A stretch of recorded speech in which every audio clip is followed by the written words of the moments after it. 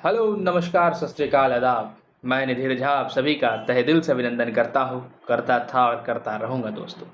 दोस्तों आज के क्लास में हम सब्स्टिट्यूशन मेथड को सीखने वाले हैं। जी हाँ, वही सब्स्टिट्यूशन मेथड जो आईपीएल में सब्स्टिट्यूट किया जाता है, वही सब्स्टिट्यूशन मेथड जो चैप्टर 3 में हमारा, और वही सब्स्टिट्यूशन जो अलजेब्रिक मेथड है हमारा। जी हाँ, आपने सही सुना।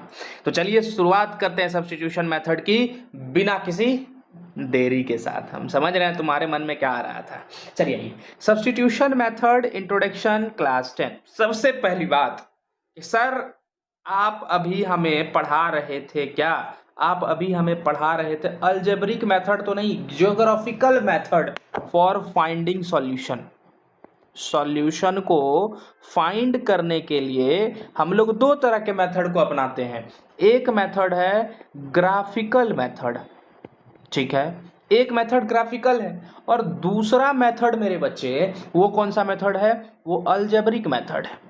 कौन सा मेथड है? अलजेब्रिक मेथड है।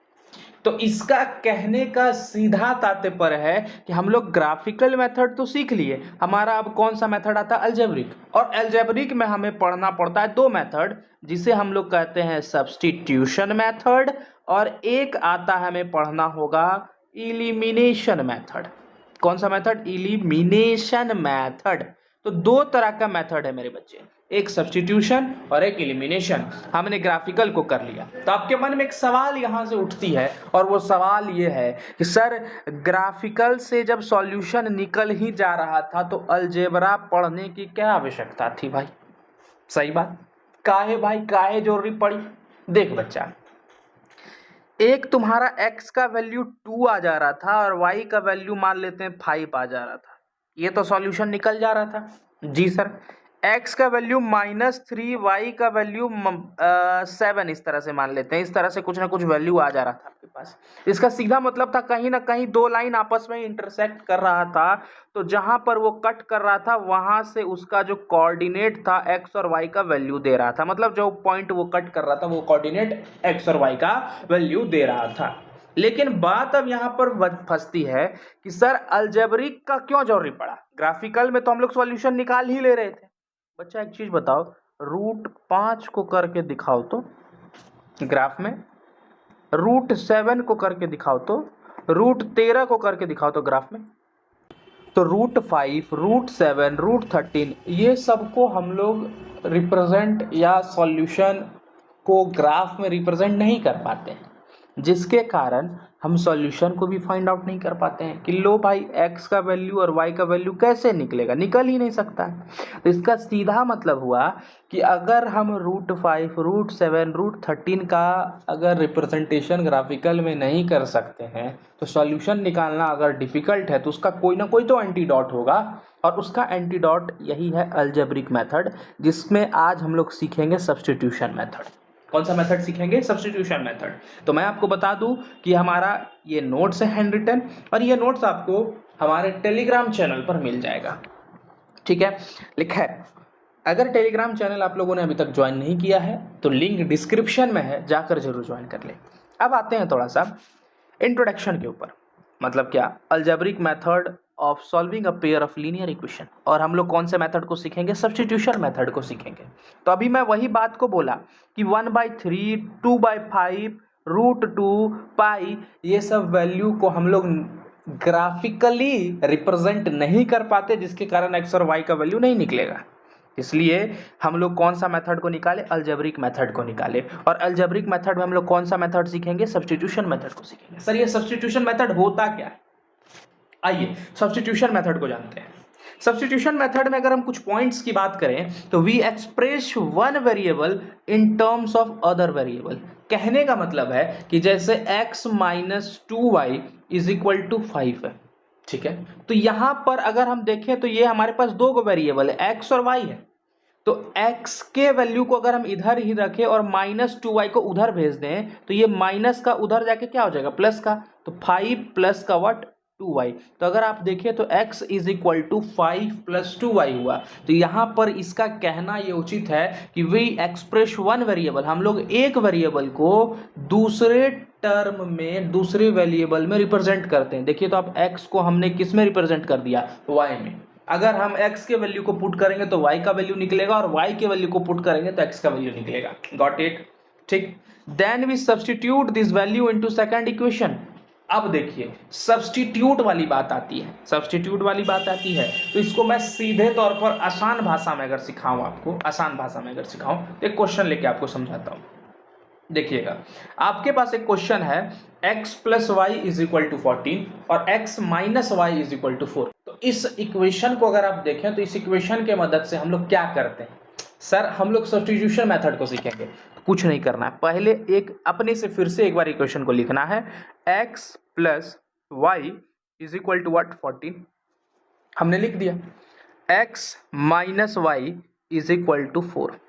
इसको आप पहला इक्वेशन दे दीजिए, इसको आप दूसरा इक्वेशन दे दीजिए। देखते जाइएगा ध्यान से। सब्स्टिट्यूशन का मतलब क्या होता है? किसी भी एक इक्वेशन को इस दोनों में से पकड़िए। कहने का मतलब है वो इक्वेशन को पकड़िए जो आपके लिए इजी होगा, इजी होगा उसके वैल्यू को पुट करना, इजी होगा अनदर वेरिएबल अनदर इक्वेशन में उसको पुट करना। तो मेरे को जहां तक लग रहा है ये माइनस वाला उधर जाके प्लस में हो जाएगा और मेरा दिमाग हमेशा पॉजिटिव सी चीजों को पकड़ता है, नेगेटिव सी चीजों को नहीं पकड़ता है। तो हम लेंगे सेकंड इक्वेशन। सेकंड इक्वेशन क्या है हमारा? x minus y is equal to 4 है। हाँ या ना? है ना? ये माइनस का y, x को हम यही रखेंगे। हमारा पहला लाइन क्या था कि हम एक वेरिएबल को दूसरे वेरिएबल के रूप में रिप्रेजेंट करते हैं। कहने का सीधा मतलब हुआ x इज इक्वल टू ये माइनस का y है, उधर जाके क्या हो जाएगा? प्लस का। तो 4 प्लस वाई। हमारे पास एक वैल्यू निकला, वो x is equal to 4 plus y आया। हमने x का वैल्यू निकाला, वो क्या आया? 4 प्लस वाई आया। हमने कौन सा इक्वेशन लिया था? सेकंड इक्वेशन लिया था। अब भूल से भी इसी वैल्यू को सेकंड इक्वेशन में नहीं पुट कर देना है। इस वैल्यू को कौन सा इक्वेशन में पुट करना है? फर्स्ट इक्वेशन में। तो क्या? Putting the value of x in equation 1। कौन से इक्वेशन पुट करेंगे? 1। अगर हम सेकंड वाले इक्वेशन से लेकर बना रहे हैं तो 1 में पुट करेंगे, और अगर हम 1 वाले इक्वेशन को लेकर बना रहे हैं तो सेकंड इक्वेशन में पुट करेंगे। मेरा कहना सिंपल है, एज सिंपल इट इज। ठीक है, तो अगर हम इसमें पुट करते हैं तो कैसे किया जाए? इसी को कहते हैं सब्स्टिट्यूट। हमने एक वेरिएबल को दूसरे वेरिएबल के रूप में रिप्रेजेंट किया, अब इस वैल्यू को सब्स्टिट्यूट करेंगे अनदर इक्वेशन में। तो कहने का सीधा मतलब हुआ कि हमारे पास जो पहला इक्वेशन है वो क्या है? x plus y is equal to 14 है ना? तो हम लोग x के जगह पर क्या पुट करेंगे? ये वाला वैल्यू पुट करेंगे। x के जगह पर 4 प्लस का y, इस x के जगह पर हमने पुट किया। ठीक है, प्लस का व्हाट? प्लस का अगर हम देखें तो प्लस का y इज इक्वल टू 14। ठीक है भाई? हाँ sir. 4 plus y plus y आपका जुड़ के क्या हो जाएगा? 2y is equal to what? 14। Plus का 4 है, उधर जाके क्या हो जाएगा? माइनस का। तो 2y is equal to 14 minus 4 is equal to what? 10। 14 में 4 गया, क्या बचा? 10 बचा। अच्छा एक चीज बताइए, 2 मल्टीप्लाई में उधर जाके क्या हो जाएगा? डिवाइड में। तो 2y इज इक्वल टू 10 और ये 2 मल्टीप्लाई में इधर आके क्या हो गया? डिवाइड में। तो y इज इक्वल टू 10/2, यानी कि डिवाइड करके y का वैल्यू क्या आ गया? 5 आ गया। अब अगर हम देखें, अगर मेरे पास y का वैल्यू 5 आया, तो अब हमारा काम है कि अगर एक सॉल्यूशन हमारा निकला तो x के वैल्यू को भी हम निकालेंगे। और x का वैल्यू हमारा कैसे निकलेगा? अरे भाई सिंपल सी बात है, यहां अगर निकला तो इसको इसमें पुट कर दीजिए। x is equal to 4 plus y आया ना जी? तो अगर हम x is equal to 4 plus y की जगह पर क्या पुट करेंगे? 5 पुट कर देंगे। तो x का वैल्यू क्या आया? 9 आ गया। तो यही है सब्स्टिट्यूशन मेथड। सब्स्टिट्यूट करना है वैल्यू को, एक वेरिएबल को पकड़िए दूसरे में पुट कर दीजिए, वही उसका वैल्यू आता है। बात खत्म। बोलिए समझ में आया? हाँ या ना? गया दिमाग में? तो यही है सब्स्टिट्यूशन। अगले में हम एनसीईआरटी के सॉल्यूशन को सॉल्व करेंगे, एक एक क्वेश्चन को पकड़ के आपके दिमाग में जहन में डालने का प्रयास करेंगे और आपको एकदम खत्म कर देंगे। एक एक चीज आपको नहीं, सॉल्यूशन को खत्म करेंगे। ठीक है, सब्स्टिट्यूशन दिमाग में गया होगा।